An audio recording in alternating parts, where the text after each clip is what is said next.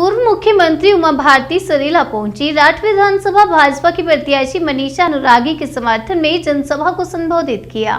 सरेला कस्बे के महाराजा महिपाल सिंह क्रीड़ा स्थल में कार्यक्रम आयोजित किया। पूर्व मुख्यमंत्री स्टार प्रचारक उमा भारती ने संबोधित करते हुए विपक्ष पर हमला बोला। म्यूजिक बज रहा है, अगर आपको याद हो तो अजीब किस्म का म्यूजिक बजता था उसके पीछे, तो वो म्यूजिक बज रहा है और वो ऐसे ऐसे घूम रहा है और वो कह रहा अरे ये वो सांभा, तो कहता हाँ सरकार, वो थोड़ा दूर बैठा हुआ है पत्थर की वोट में सांभा, तो वो कहता अरे वो सांभा, तेरे को पता है जब रात में बच्चा रोता है तो माँ उसको कहती है कि सो जा नहीं तो गब्बर आ जाएगा, और बच्चा रोना बंद कर देता है। अब इतना सपना आया मुझे, उसके बाद दूसरा हिस्सा जुड़ गया सपने में, और वो ये जुड़ गया कि उत्तर प्रदेश में एक माँ पूरे उत्तर प्रदेश की जनता को कह रही है कि चूक नहीं करना, कमल का ही बटन दबाना, नहीं तो समाजवादी पार्टी की सरकार वापस आ जाएगी और जीना मुश्किल पड़ जाएगा। आज अधिकारी का फोन आया मोदी जी, योगी जी को, कि प्रधानमंत्री जी ने कहा है कि अगर योगी जी को कोई असुविधा हो उस प्रोग्राम में आने में तो वो ना आवे, वो किसी अन्य मंत्री को या डिप्टी सीएम को भेज देवे।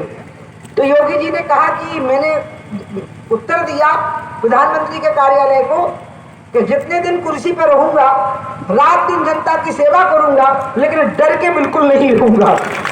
लेकिन अखिलेश यादव बड़े पढ़े लिखे इंजीनियर बनते हैं, लेकिन नोएडा जाने की हिम्मत नहीं कर पाए जब तक मुख्यमंत्री रहे। ये डर लगा रहा कि मैं जाऊंगा तो कुर्सी छूट जाएगी। अब नहीं भी गए और कुर्सी छूट गई, और योगी जी गए फिर भी कुर्सी मिलेगी, आप देखिएगा। क्यों? आत्मविश्वास होना चाहिए व्यक्ति के अंदर, आत्मशक्ति होनी चाहिए व्यक्ति के अंदर। और इसलिए जो लोग ये मानते हैं कि भगवान में आस्था रखने वाले लोग, राम जन्मभूमि आंदोलन से जुड़े हुए लोग, ये जो अभी आपके सामने बोल रहे थे हमारे भैया धर्मवीर प्रजापति जी, कितने दिए बनाए थे? 5 लाख दिए, 5.25 लाख दिए राम मंदिर के लिए बनाने के लिए इनकी जिम्मेदारी सौंपी गई थी कि ये 5.25 लाख दिए बनाए। लेकिन वो मिनिस्टर भी है और अच्छे काम भी करते हैं। धर्म हमारा निजी आस्था का विषय है, राम हमारी निजी आस्था का विषय है, लेकिन गरीब आदमी के लिए रोटी और रोजगार की जरूरत है, इसमें हम विश्वास करते हैं। गरीब आदमी के लिए सड़क, बिजली और पानी की जरूरत है, इसमें हम विश्वास करते हैं। किसानों के लिए, मजदूरों के लिए सभी प्रकार की सुरक्षा की गारंटी की जरूरत है। इसको अपनी जिम्मेवारी मानते हैं और इसको हम पूरा करते हैं। और इसलिए एक नए प्रकार का चलन है जो भारत की राजनीति में हुआ है, जो पहले मोदी जी ने किया।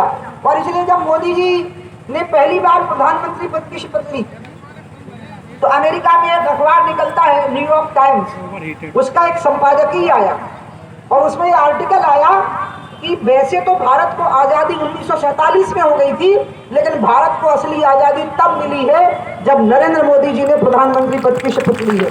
क्यों? क्योंकि हमारा जो 1000 साल का इतिहास था वो पहले मुगल आक्रांताओं का था, जिनने हमारे आस्था के स्थानों को खंडित किया। उसके बाद फिर अंग्रेज आए, उनने हमारी बुद्धि पे हमला किया, हमारे सोच पे हमला किया, हमारे विचार पे हमला किया। इसलिए जब भारत आजाद हुआ तो अंग्रेजों की छाप बिल्कुल नई थी, और इसके कारण हमारे देश के नेताओं को और ब्यूरोक्रेट को लगता था कि अंग्रेजी सोच के बिना देश की तरक्की नहीं हो सकती। लेकिन अंत में मोदी जी ने उस चीज को तोड़ा कि देश को आजाद होने के बाद देश को तरक्की के लिए विदेशी सोच की जरूरत नहीं है। हमारी धरती, हमारे किसान, हमारा पानी, हमारे नौजवान, हमारा पसीना और हमारी बुद्धि ही भारत को दुनिया का नंबर 1 का देश बना सकती है।